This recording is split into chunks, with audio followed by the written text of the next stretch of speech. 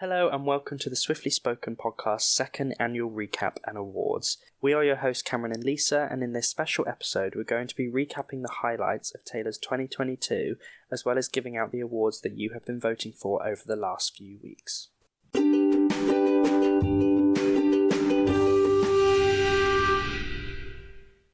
Okay, so in this episode we're going to kind of start off by giving a kind of recap of the best moments of 2022 in the Taylor Swift world, and then we'll be going into our awards ceremony where we'll be giving out the awards that you guys have been voting on over the last couple of days, and then we'll also be giving our impressions of 2022 as a whole out to Taylor Swift fans. Firstly, I think we should say that I can't believe that these are the second awards that we're ever doing. Like, last year... Yes. We'd only been doing the podcast for a few months, but here we are a year and a few months later, and it's just so fun to be doing this all over again. It is very exciting, and we're so thankful to everyone that listens, and this year this podcast has really kind of taken off. Yep. And we're so thankful for everyone that is subscribed over on YouTube and everyone that kind of leaves us all these lovely comments. We generally love that you guys are enjoying listening because we love recording it and putting this content out, and the fact that we also got mentioned by Spotify podcast official Instagram account is so exciting. So it's been a good year this year, just for the podcast, let alone in terms of Taylor Swift stuff, because it's been even better for Taylor Swift related things. But just for this podcast, it's been such a good year, and I can't believe that we're doing it for round 2 and hopefully many more to come. So, as we said, firstly, we're going to be recapping some of Taylor's best moments from 2022, even though there has been a lot of records broken, awards received. We're going to be going through them bit by bit. So, firstly, if we turn back the time back to January, last year really ended with a bang with Red Taylor's version, which seems like so long away, like so far away in time now, although it hasn't been that long. But after Red Taylor's version, there was quite a long period of silence in the beginning of this year. We got the Message in a Bottle remix, and then we got the Joker and the Queen, which was like a feature collaboration thing with Ed Sheeran.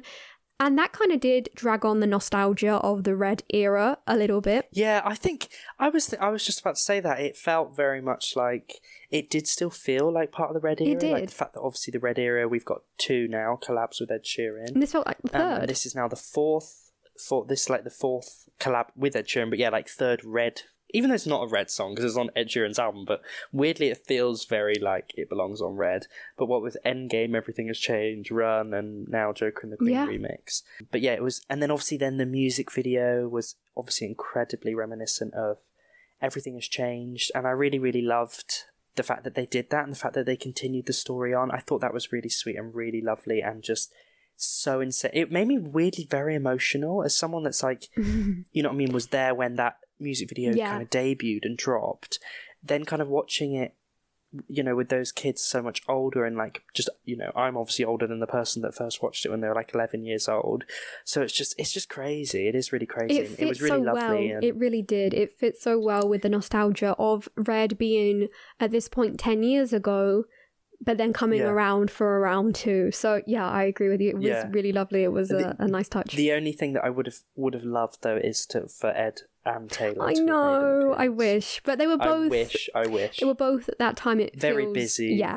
Yeah. And Taylor was quite, like we said, logged off at that point, because it wasn't until spring or summertime that Taylor even came back to Instagram, and that was basically to announce This Love, which is the only Taylor's version that we have received this year, which is crazy to think considering last year we got 2 whole albums. So this year the only thing we got is Wildest Dreams as well. Yes, last year. Yes, you're right, we did. We got like droplets and albums. And this year we got was This Love, Taylor's version, which obviously we're very appreciative of. And we got that on the heels of the promotion of The Summer I Turned Pretty. Which, to be fair, was another kind of push for like Fearless. Because like The Way I Loved You then blew off because of that. Was like true. Had a really big moment. Yeah, in that series. Yeah. Definitely, yeah.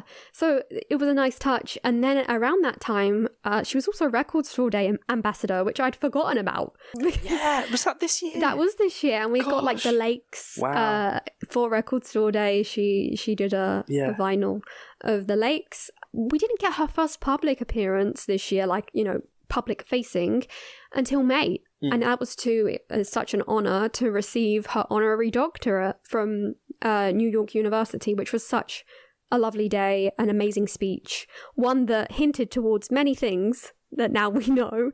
But I really am glad that I know we waited for a long time to see her this year, but I think that was such a nice thing to start the year with, honestly. It was nice. I can't believe that was back in May. I know. Gosh, that's crazy.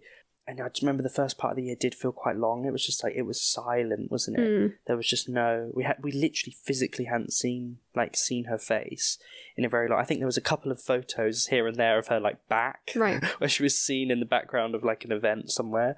But yeah, it was so lovely to see her again. And then we saw her with her like really super long hair, and it was just, she looked so good on that day, and like it was such a lovely day. And the speech, the fact we got this really long speech of hers, which was so kind of reminiscent and of just like all of her eras and her kind of entire life. It was such a lovely, I need to rewatch it again. I haven't watched it in a while. It was such a very emotional, and watching that live stream. Yeah. I never thought I'd sit and watch a uni's live stream that I've never even been to. Seeing these people graduate, I was kind of proud of them, you know? I mean, it made you feel that way because of how proud we are of her, of course, but how proud she was of everyone. And it was nice to see it, and to see her get such an honour that she honestly deserves. Like what she's brought to her field in terms of songwriting, in terms of, you know, songs themselves, music, the artistry that she's crafted. I really do think she deserved it, and it's such a nice thing to have, and she's wanted it for a long time, so I am glad that she got one somewhere.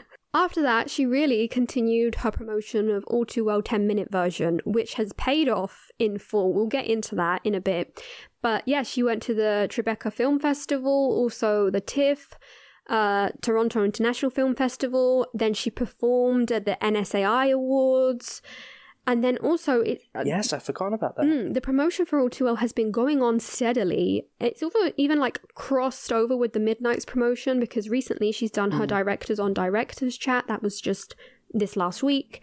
So honestly, the All Too Well promotion has almost even been more prominent than the Midnight's promotion, which is crazy to think. Yeah. It shows just how much this song means to her, and also how much this song has been, not just the song, the short film, which is a big thing as well, but it just shows how much people have absolutely been enamored by the story of this song, how it came to be, and the legacy that it carving out for itself. Which, of course, like I've just mentioned, the promo that she has been doing for All Too Well and the song itself has had quite a wide reach. It has been nominated for quite a few different awards, and most notably, she has now garnered a nomination for a Golden Globe and the Grammy nomination. Like, could this be her first? Which is so exciting. Song of the year. It's very exciting. Pray. If anyone is more deserving of that, if anyone is deserving of that, it's Taylor. Like, no one is more deserving than her. Yeah, and for this song, again, like I just said, the legacy it has and the story it has behind it, it would be absolutely incredible to see. Other than that, things that we did get this year, we got Carolina, which I think a lot of people skip over. Yeah, it literally, when I was shuffling, because I have like what I call the Folklorian Woods playlist on my phone, and it basically has like Evermore Folklore, like Renegade, and like Caroline, basically all the kind of folklore Evermore songs, and then a couple of other things. I think it might even have like Safe and Sound and stuff on it here and there. Yeah, you know, those kind of songs. It sounds very yeah. Carolina came on today, and I was like, oh my god, I thought I haven't listened to this song in so long. Like, it had such a tiny little life, didn't it, Carolina? I know. Like, there was a lot of kind of hype and build up for it with the trailer, and obviously in the trailer it sounded so different. It sounded like this really intense song in that first trailer, and then we got it, and it was this very kind of slow, acoustic, kind of folky song. But yeah, I totally forget that was this year. Yeah, which we'll discuss Carolina in a bit when we talk about whether it has won any Swiftly Spoken podcast awards.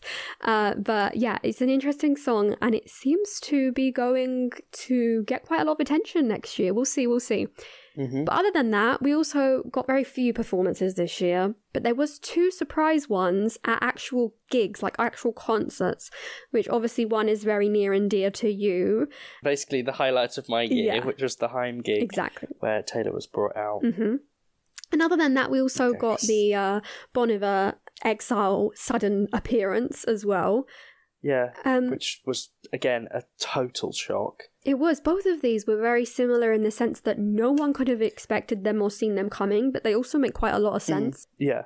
It was amazing to see her perform, and she did such a good job. And I think for a lot of fans that must have been there, for example you, it must have been such a shock and such a cool moment. Like, can you imagine just being at a random concert and Taylor Swift pops up? Like I said, I will never ever forget it. I'll just never forget messaging you and being like, I was just like, oh my God, and I just sent you all these videos. Like, I was oh like, my God. What? And it hadn't, because literally she'd just come off stage when I'd sent it to you, so obviously the internet wasn't aware of it. I know, for a minute, because I remember you like, saying afterwards that you were like looking everywhere, like, yeah, no one knows. It just wasn't, it was just, honestly, it was funny. Mental. I remember when I was there, I was just thinking, no one knows that Taylor Swift is on stage right now. I was just like, no one actually knows I'm watching Taylor Swift live right now. Like, 300 I literally get noticed. goosebumps thinking about it. It was crazy. It was literally the highlight of my year. Like, literally my favourite day of this year was seeing Taylor. It was such a cool thing. Like, you know, I was there because I love Haim, you know. So just going to the Haim gig was cool enough, but that was just like, nothing could top it. Yeah. This year. Incredible. And yeah, this favourite performance. I love everything about it. Like, everything. The fact that I got to hear Love Story, and it's the first time she's performed a song that she now, technically like a Taylor's version. Yeah. You know what I mean? That's the first time she performed Love Story. Gasoline as well, which is... Yeah, first time she... Yeah. With... So yeah, it was... All together, yeah. With Haim, yeah. So no, it was just lovely that, yeah, she got to kind of perform as, like, Love Story again, properly. You know, so it was just lovely. So cool. I just can't believe it. Even to now, I just think, was that real? Like, was I actually there? Yes, I was. I was up there, up in the gods, watching, basically freaking out. It was just crazy, and the atmosphere when she came out was just on another level. Yeah, like, because Haim fans generally are Taylor fans, and vice versa. So it must have been. I mean, I know that a lot of people said in the Bon Iver concert there wasn't as many Taylor fans, but at the same time, I've seen different angles where people are going pretty nuts, because honestly, I think there's a wide variety of fans for Taylor in all types of types of musical. And you know what I mean, like, if you're at a gig and they basically bring out like the biggest pop star in the world, like, it's still going to be exciting. Incredible. Yeah, you know? Yeah. Other than all of that, of course, the big thing from this year, we can't not mention it, has been Midnights. The random announcement at the VMAs, which was just such an incredible night. The promo that followed, such a fun night. The MVs that we've got, which have been absolutely incredible, and we know that there's more coming. The surprise of the 3 a.m. edition, everything, the looks that she served in the promo. I'll just never forget that night. I'll never forget never forget us saying, like, she's on something. She was just. There's on something one about that her. night. Like, she rocked up with this crazy sass. Like, she just had and it's because she knew what she was there for. She knew what she was doing. She knew she was about to, announce Midnights. But it was just, I just remember thinking, like, what is up with her? Like, she's just, like, in a good way. Like, she was just like, the outfit was just so un-Taylor Swift, and she just had this energy about her where she was just so excited and, like, just so game and just ready for it. And it was because she was about to announce Midnights, and such a cool, I'll never forget watching that live. Like, it's funny that here we are at the end of the year reflecting back on all of these things that, Taylor has done this year.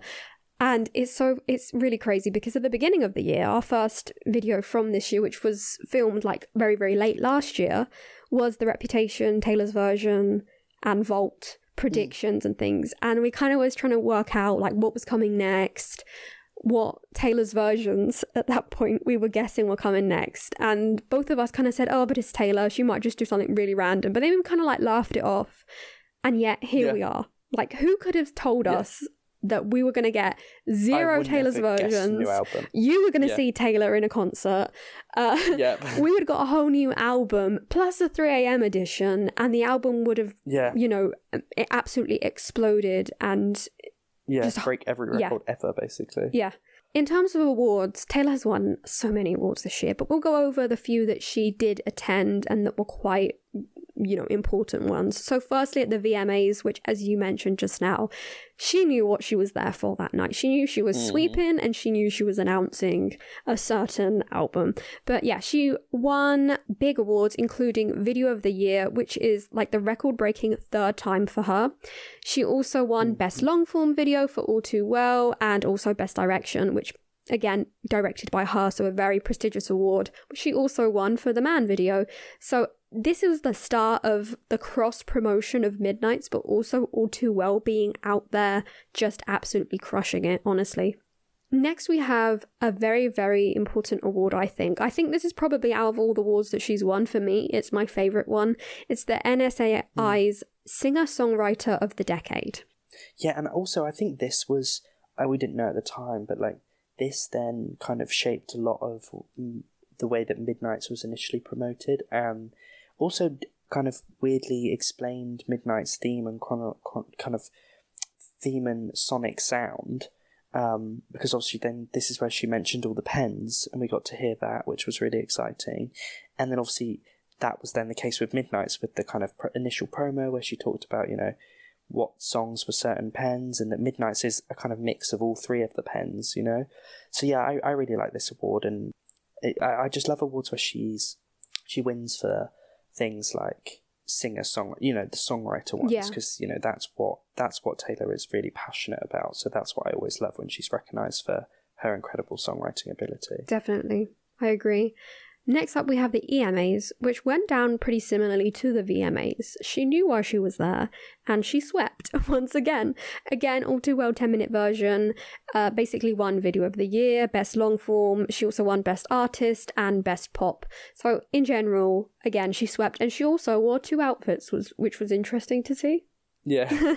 But the second one was my favourite. Yeah. I really, really liked that outfit. It was really cool. But yeah, that was quite exciting. And again, a bit of a shock. I didn't, I kind of had a sixth sense that maybe she would, but it was almost right, we were like, maybe she would, we'll but put it on, but it was like, will she, won't she? And she did, which was exciting. It was nice to watch an award show not at 2 a.m. in the morning. Yeah. Last off, the last awards that she did attend this year and the last big ones that she won were at the AMAs. She won Artist of the Year, Favourite Country Female, Favourite Pop Rock Female, Favourite MV for All Too Well 10-minute version, of course, Favourite Country Album, and Favourite Pop Album for Red Taylor's version. So again, absolutely sweeped. And she looked stunning. Her interactions with Sabrina Carpenter and everything were really funny. So lovely, yeah, and she just looked so Speak Now. It was insane. Yes. I just pray to every single god ever that when they do or when they have done, present, future, or past tense, the Speak Now photo shoot, they recreate that hair, because that hair was so Speak so Now. good. It was just mental. Absolutely mental. And yeah, and what I also loved about this was the validation for Red. Like, what I love about Red is that all of the things that were kind of picked apart, like 10 years all the ago, reasons that it was picked apart, and yeah, in its initial release 10 years ago, and now the things that makes it like why people love it. And I love that it won for, because at the time everyone's like, oh, it's not very country. That's not a country album. But then it wasn't a pop album either. It was like this weird, and obviously then that was the thing with the Grammys, that it wasn't sonically cohesive and that whole debate. But what I love is that it won for Best Country Album and Best Pop Album. Yeah, the fact that it's like, it can be both, and it can be both successfully without that being a negative. Surely that's a positive, that it is kind of slightly genre bending rather than, just sticking to a rigid structure of genres. So I love that. It's one thing that I just loved with Red, that it's just got the validation that it has deserved for 10 years. Definitely. I think it is very poetic, everything that we're speaking about, especially for All Too Well, like I mentioned.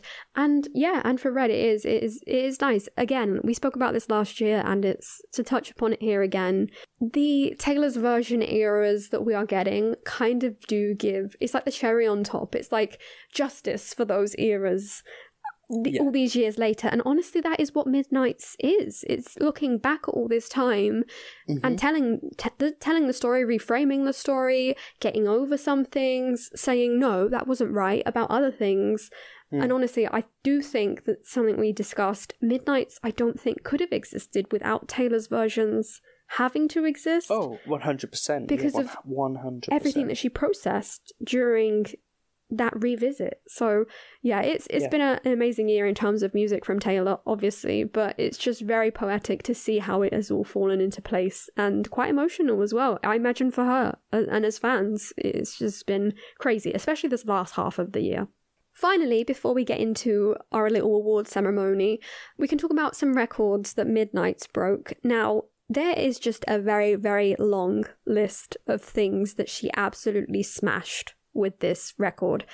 However, we're going to talk about like 3 because I think these are the most interesting, and I think they go to show just how big she is at the moment and just how much Midnight's absolutely blew it out of the park in different worlds. So firstly, we have, in terms of physical sales, it was Taylor's biggest ever US album debut. So I remember just before Midnight's came out, we kind of thought, like, she's aiming to do this.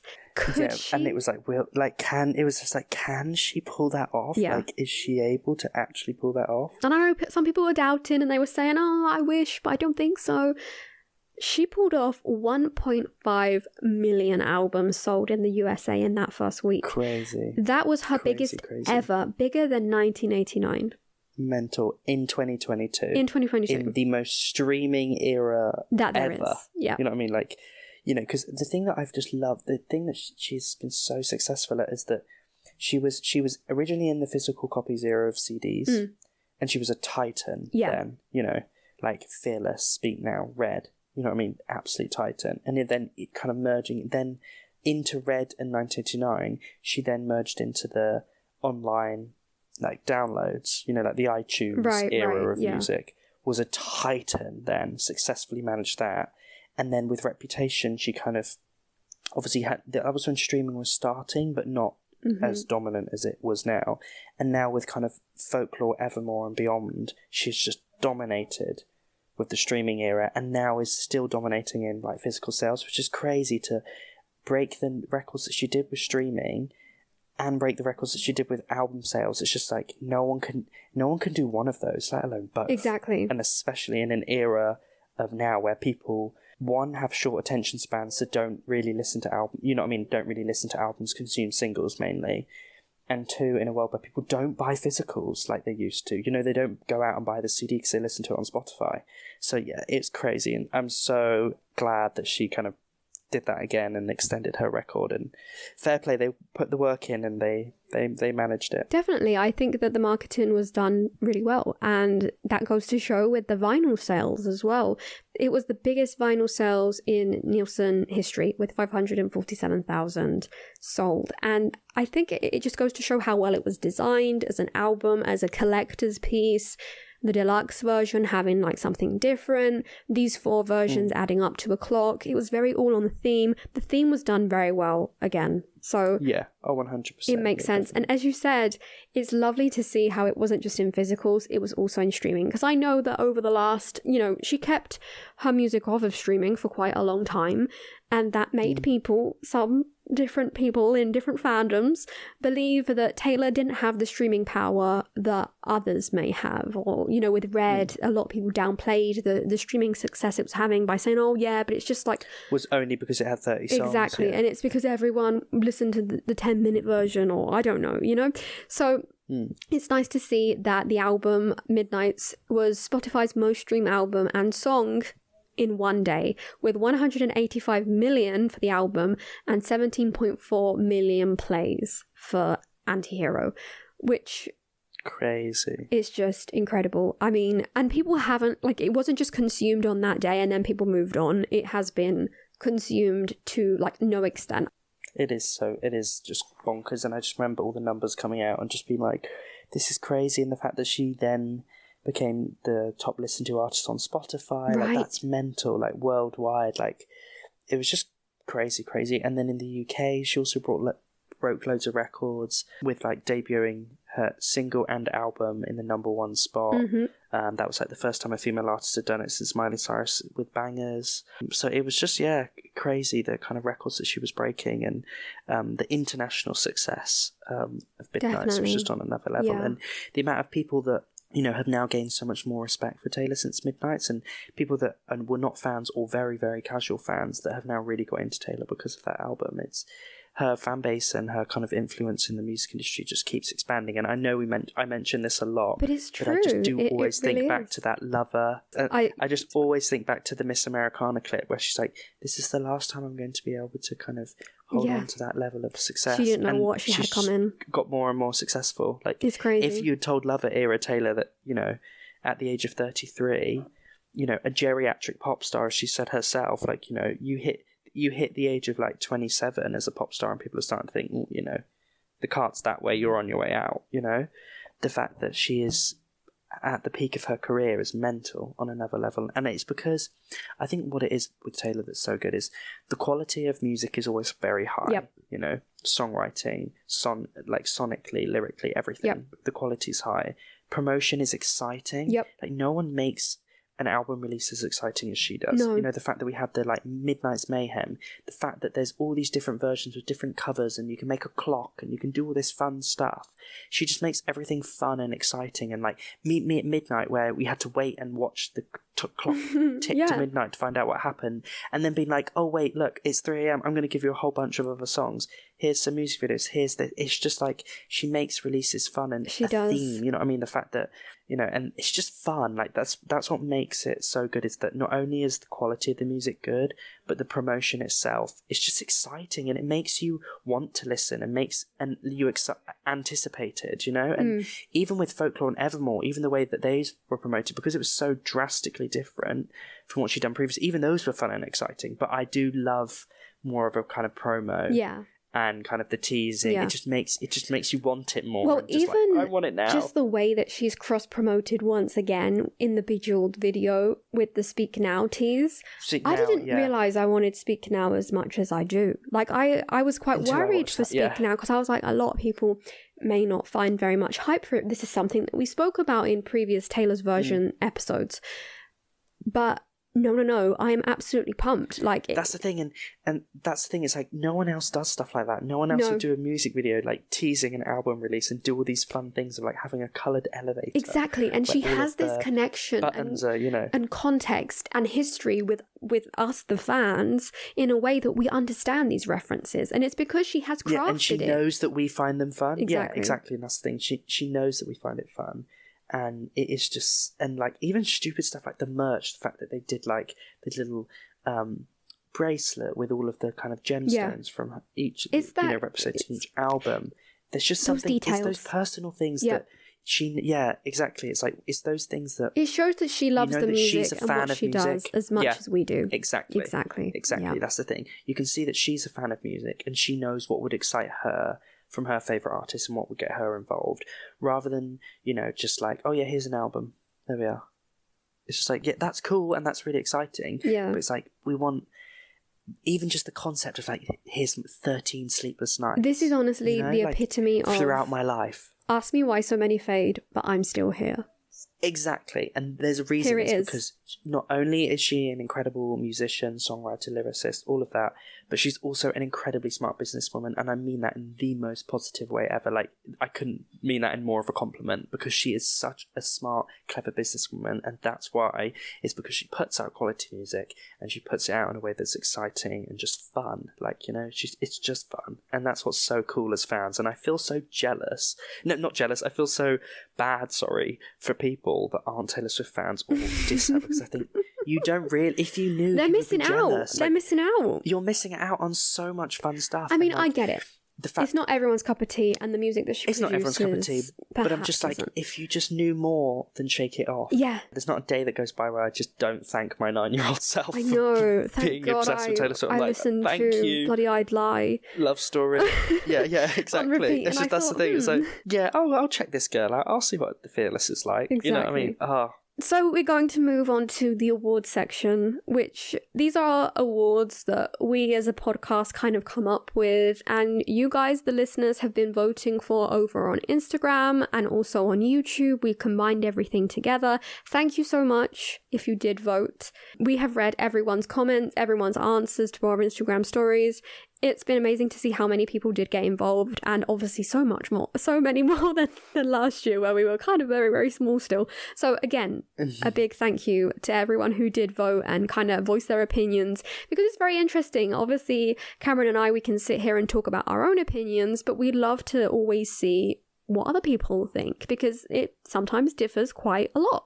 So as we announce the winners, let us know if you agree with them in the comments. Let us know if they're, did you vote for those that won, or were you completely disagreeing with what's about to come up? Because we're going to give our opinions, and also we're going to give kind of our prizes to the ones that may not have won. Let's just say that. Yes, we'll have the listeners' winners and then our winners, because there is some that I am very, very stubborn about, and in my eyes just have to win, but that's from personal reasons. But I'm very excited to get in and kind of look at what is popular, because it's interesting to see what is a fan favourite and what kind of people are listening to and prefer, because like I said, my opinion is I'm always been very stubborn with what I do and don't like, so sometimes get a bit blindsided by that. And so it's interesting to see what the popular opinion is, or what maybe isn't the popular opinion. I just love seeing stuff like this, so let's get into it. It's very exciting. There's some very interesting ones as well. So the first one is favourite live performance. Obviously this year we only had 4 live performances. Technically, we had All Too Well 10-minute version at Tribeca, we had All Too Well 10-minute version at the NSAI Awards, we had, of course, the Gasoline and Love Story kind of remix kind of thing, and we also had Exile. I shall announce the winner, and then you can announce your winner. So the winner, you guys voted for All Too Well 10-minute version, specifically the one at Tribeca, which got double the amount of votes than the one at the NSAI Awards. Strangely. I think probably because Tribeca was basically like 90% Taylor fans. Right. So it was the like energy. Everyone was singing along. But I do think it is deserving. But for me, I know that is the one kind of by popular listeners vote. But for me, the Gasoline Love Story is fortunately, my favourite performance of the year. Course. I was there, and literally it was such a fun. I wish I could just go back to that excitement. And when I see pictures of myself like a couple of hours before, I'm like, you didn't know what was coming. Taylor Swift live in 2 hours. You had because I'll never forget when I was going. I remember thinking, I know Taylor's, because she'd been spotted in London. I was like, I know Taylor's in London. I know she's in London. I was just like, she's not going to be like, they won't bring her out. I was like, what will happen? Because when I went to see Harry, I went night 2 of Wembley, where Niall Horan was in the audience, and it like came out after the show basically that he was in the audience. I thought, so you thought she was going to be in the audience? Like with Kendrick Lamar. Yes, there where was she like was in. Yeah.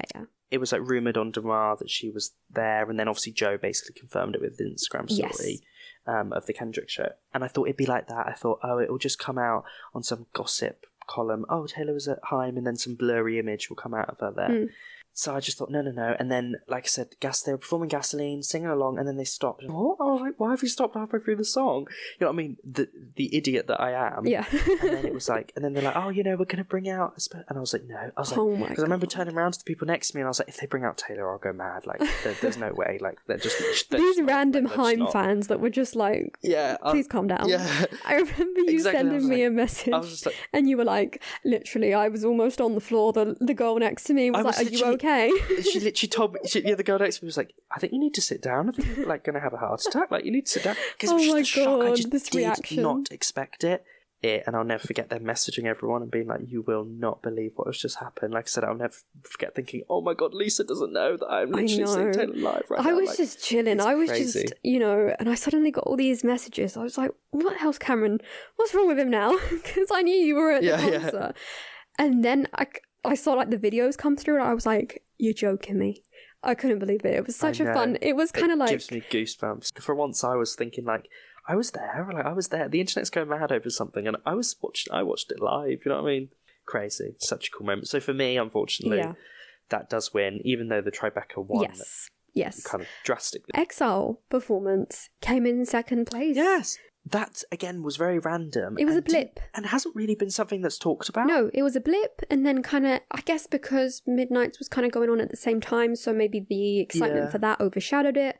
But it kind of just was like, she's just like the Haim concert was. It was a random performance, a random appearance. But I felt like it was very like, oh, here you go, and that's it. Whereas Haim's performance, like there was loads of photos, the thing I loved loads with of Haim videos. was, the fact that, she like dressed up like the sisters, and like it just felt, there was something really cool, fun about it. And the fact that obviously then she performed like Love Story as well as Gasoline. Okay, moving on to the next award. It's the favourite collaboration, and we had 3. The Joker and the Queen, which is actually an Ed Sheeran song in which Taylor is the collaborator, but nevertheless. Snow on the Beach, featuring Lana Del Rey, the little bit that we can hear her on it, and Antihero, the remix featuring Bleachers or Jack Antonoff of Bleachers. So the winner, unsurprisingly I think, is Snow on the Beach. And it won by a lot.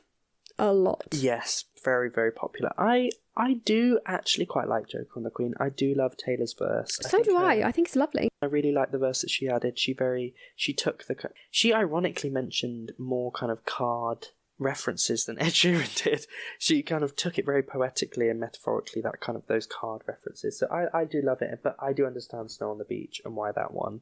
I'm not the biggest fan of the Antihero remixes. I do think that the Bleachers one is in the top 2. Yeah, definitely. I do love like Taylor, You'll Be Fine. I hope that turns into a tour moment. I think it will. Like I pray that it turns into like, like Bad Blood, like you forgive, you forget, but you never let it go, like that kind of thing. I do think it will. Really hope I do think it will. That it turns into like Taylor, You'll Be Fine. That would be really cool. So that I love, but the rest I don't really like the Art Bro thing. Not gonna lie, I find it a little cringe. I prefer Sexy Baby.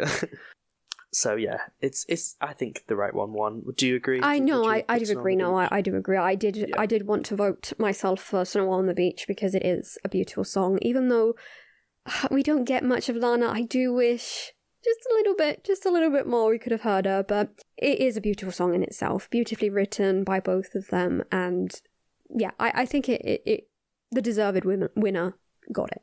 Next up, we have favourite non-album single. So we only have 2 for this category. This Love, Taylor's version, and Carolina. We've both, discussed that both of these were like little droplets that we got in spring, summertime before, Midnight's kicked off. The winner is This Love, Taylor's version. Yes, which I'm glad about. I think This Love, Taylor's version is gorgeous.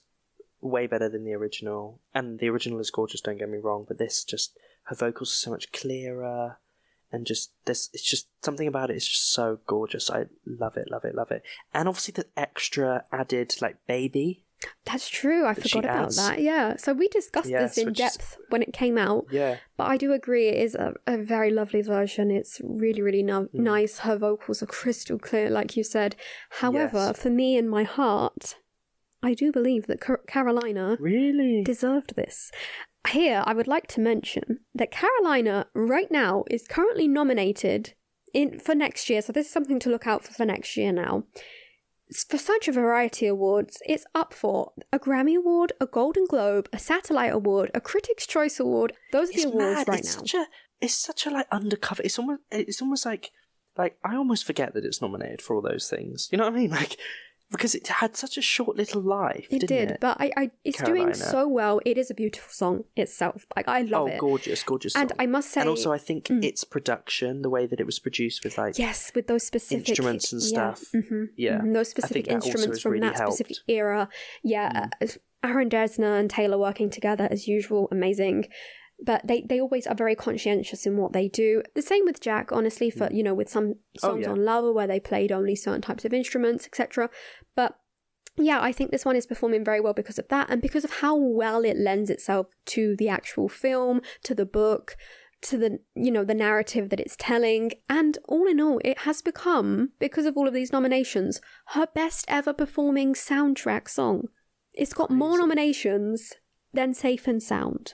Which is bonkers. And also Safe and Sound obviously won a Grammy. Yes, so, we shall see. I don't want to jinx anything. I think that Carolina, I think it has a chance. And not to jinx it, but I do think that it does have a chance. It's crazy because a lot of people do write it off and, it's not a song for everyone. It's very slow paced. It's not. I think, it's very slow paced and I think, you've really got to, it really encapsulates the vibe of the film, of the march. Stuff, and I think that, that's why it's being nominated as well, because, you know, it's not intended to be some massive, like, pop moment or anything. No. It's supposed purposeful. to encapsulate the book, which it does beautifully.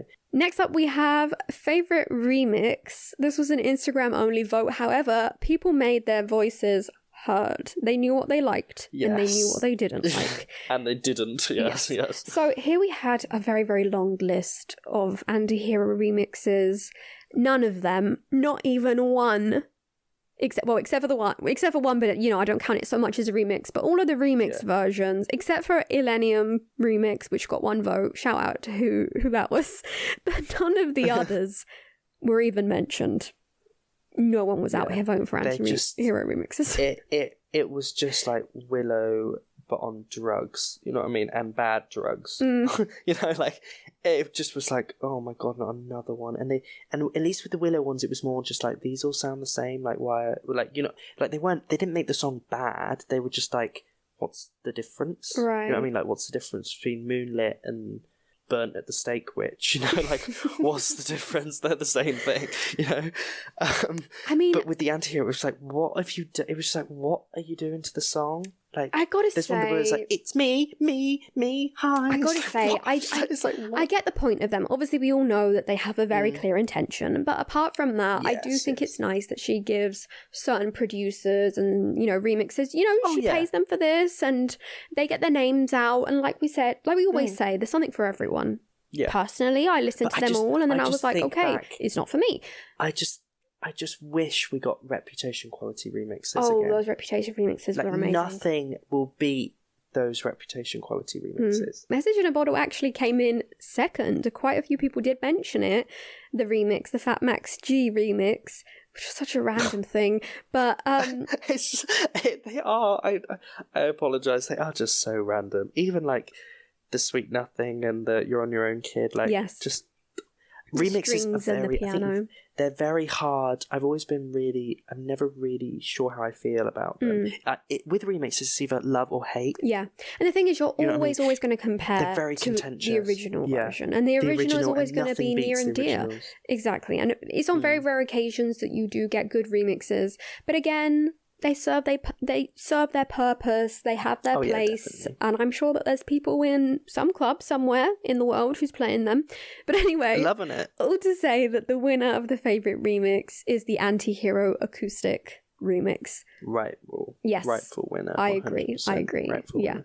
That one is one that I have gone back to and listened to, and is, you know, that's what Taylor fans love. We want to hear the songs kind of acoustic, where we can properly hear the lyrics. Like Midnight Rain piano version, Where Are You? Because that would be like number one. You know what I mean? Definitely. Like, of all time remixes, like who Taylor is as a singer and a songwriter. I think many of us as fans, obviously we like to hear a good, maybe versions. You know, if you're in a club and you get a sudden like remix, one of these anti-hero remixes, you might go off.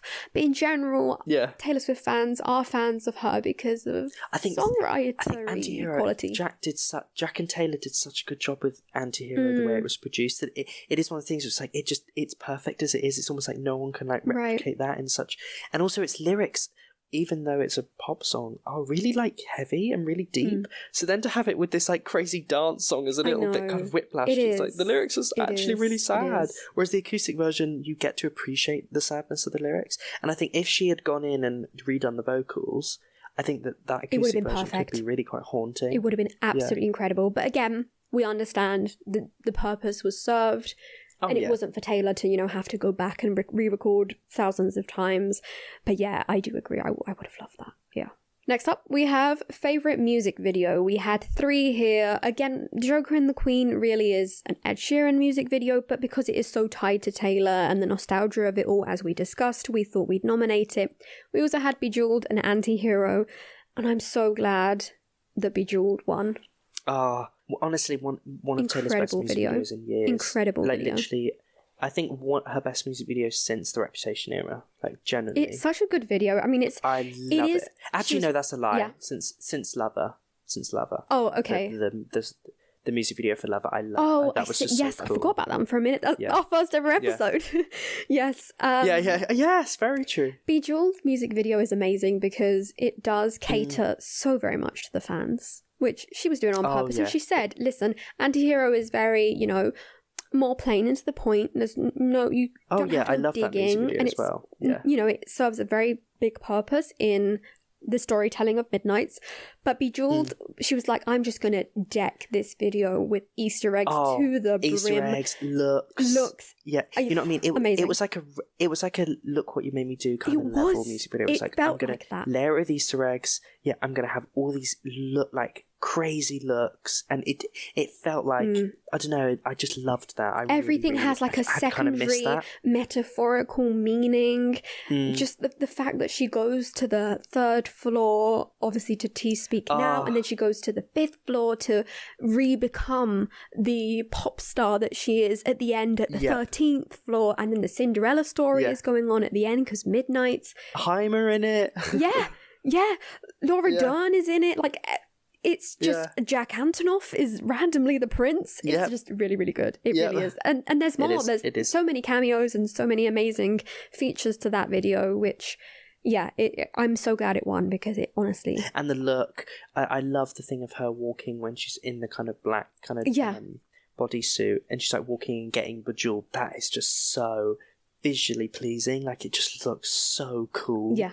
And she just did such an incredible job as a director. Generally, her best music video, personally for me, since Lover and Look What You Made Me Do, like, I really, really think it stands out. Because with the Folklore and Evermore, like Cardigan and Willow, were gorgeous music videos for what they were, and obviously during COVID and everything like that. But Bejeweled just felt like a pop Taylor music video. You know, it's like, this is the kind of music videos that she was creating during 1989 and Rep, when they were just big, like, proper like little features, you know. So cool. Yeah, it really felt inspired by her work with Joseph Kahn to a certain extent, like the way 100%. I don't know, the mood it evokes, although obviously very still personalized to Taylor, but she said herself she learned quite a lot during the kind of period. sass. It is, definitely. and the layering of so many different things. And again, I do think that the directors that Taylor has worked with, they have inspired her to kind of set up different takes and different things, but with Joseph Kahn, and we can see how, you know, his influence comes through with certain videos like Bejeweled.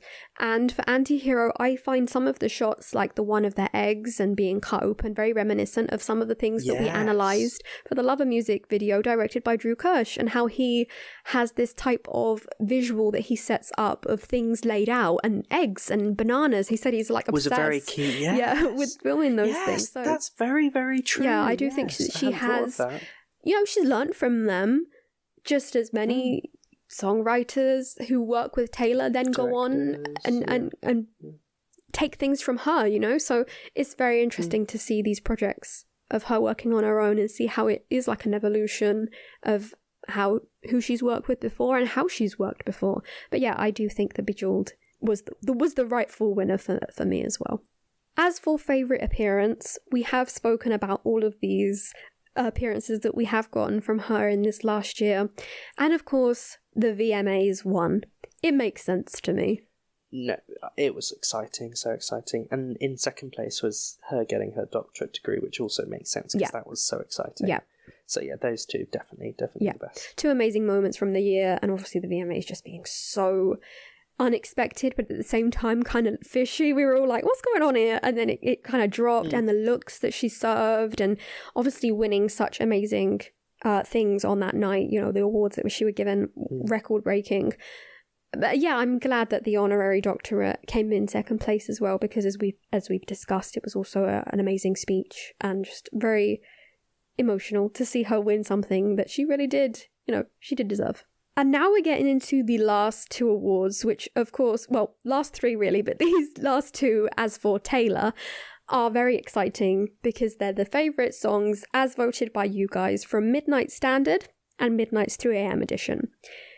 The votes were very interesting. They're not what I expected. Yeah, not what I expected at all. No, so again, thank you to everyone for voting.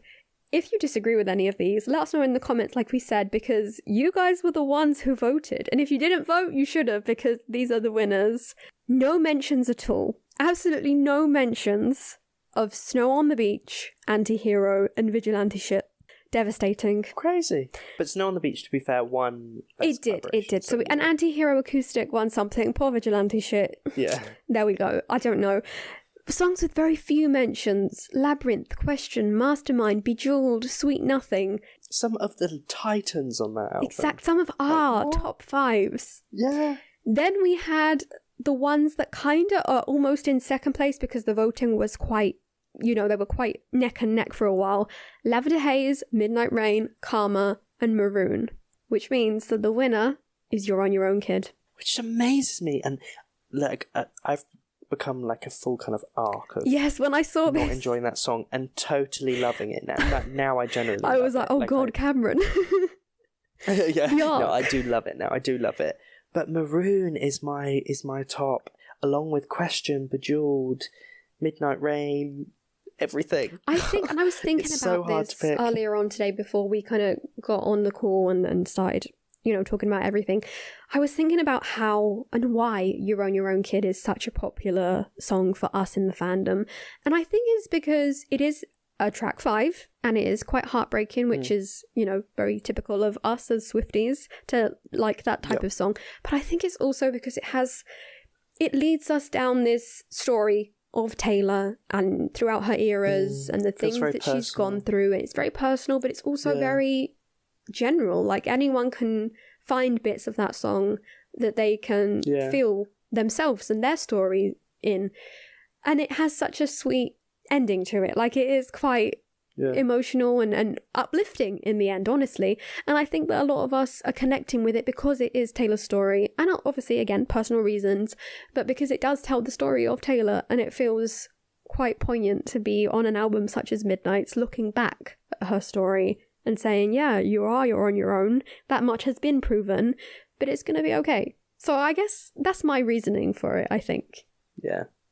And as for favourite song on Midnight's 3am edition, now this competition was tough.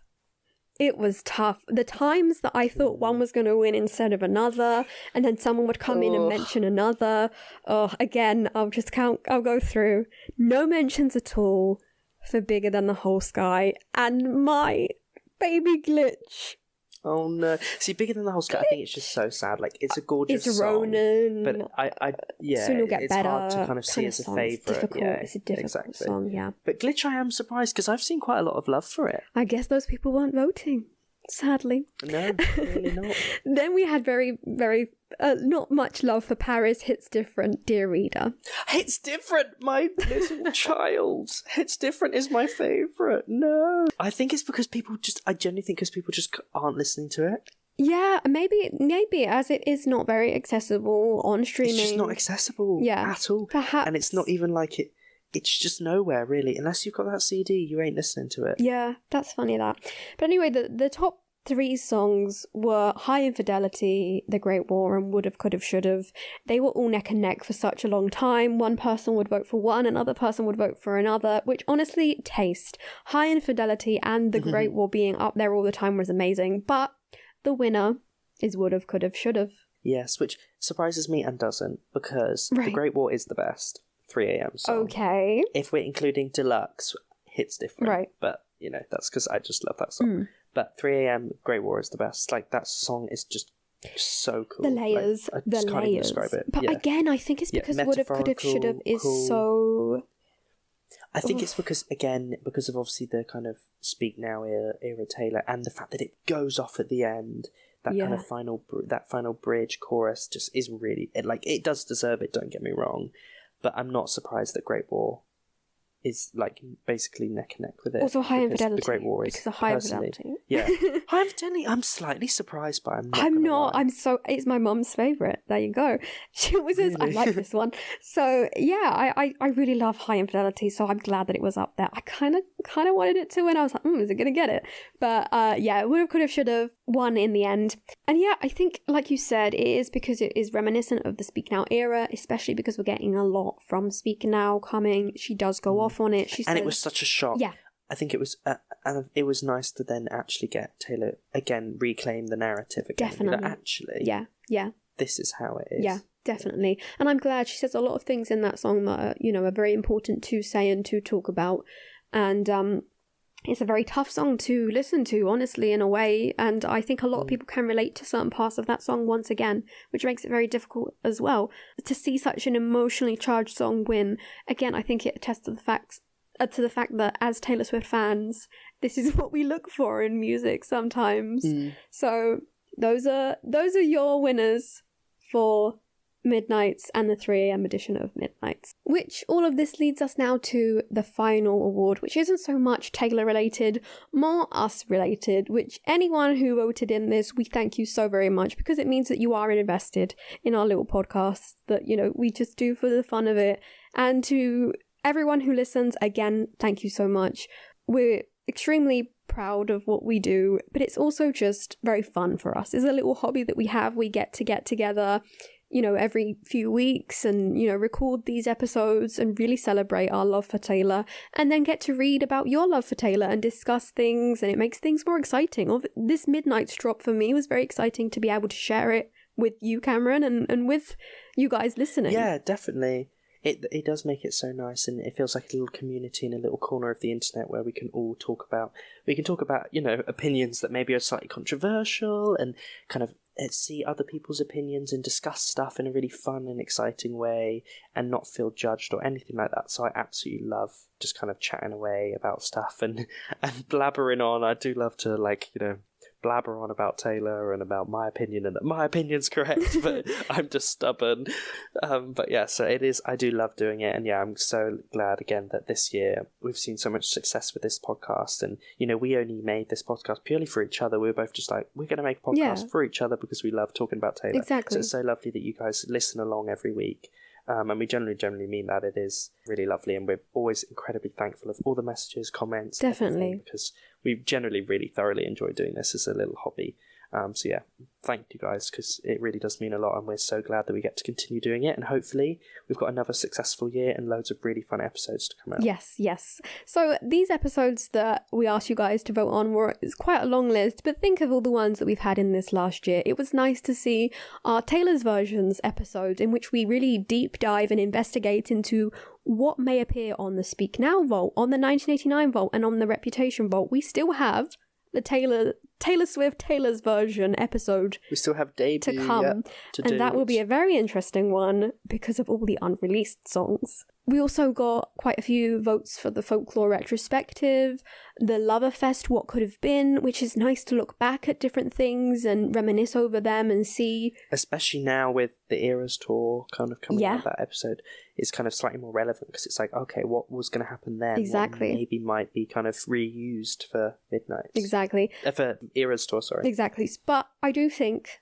that the right one won in the end, and that is our only ever episode, our first and only ever episode with a guest, which was incredible to be able to do. It was with Mediha for the Secret Sessions, the Lover Secret Sessions episode. We're so very grateful to her to even want to come on this little podcast that we do, and then to have such an amazing response to it. And it was so enjoyable to record. It was amazing. All of those little stories.